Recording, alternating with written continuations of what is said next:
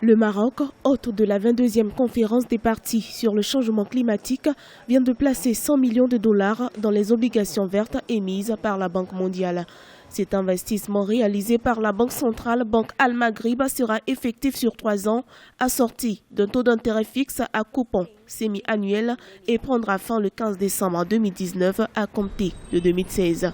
L'Afrique a son mot à dire dans la recherche mondiale pour obtenir un air propre, moins pollué et qui soit vivable pour nos enfants et nos petits-enfants. Le Maroc a réussi à convaincre la communauté internationale d'accueillir le 2e sommet mondial de la COP. S'il y a un fonds d'obligations vertes lancé par la Banque mondiale, eh bien, le moins que le Maroc puisse faire, c'est d'y participer symboliquement.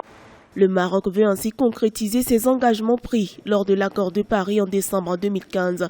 Pour cela, il compte financer des projets de développement durable et renforcer la résilience économique en contribuant largement à l'aide internationale pour la réduction des effets de carbone à moins de degrés Celsius. Le pays annonce ainsi vouloir développer un système financier solide, adapté aux risques et aux opportunités liées au changement climatique.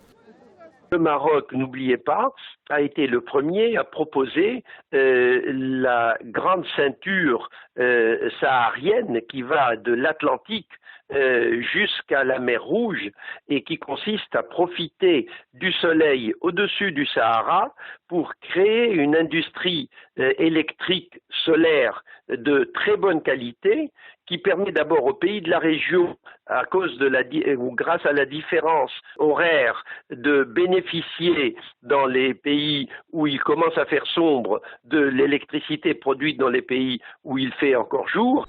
Le royaume chérifien espère mobiliser un important flux de capitaux privés indispensable à la lutte contre le réchauffement planétaire. Un bel exemple qu'il veut donner à l'ensemble des pays africains. Rappelons que cette émission de la Banque mondiale fait partie de 128 libellés lancés dans 18 monnaies, l'équivalent de 9,7 milliards de dollars, permettant de soutenir des solutions environnementales.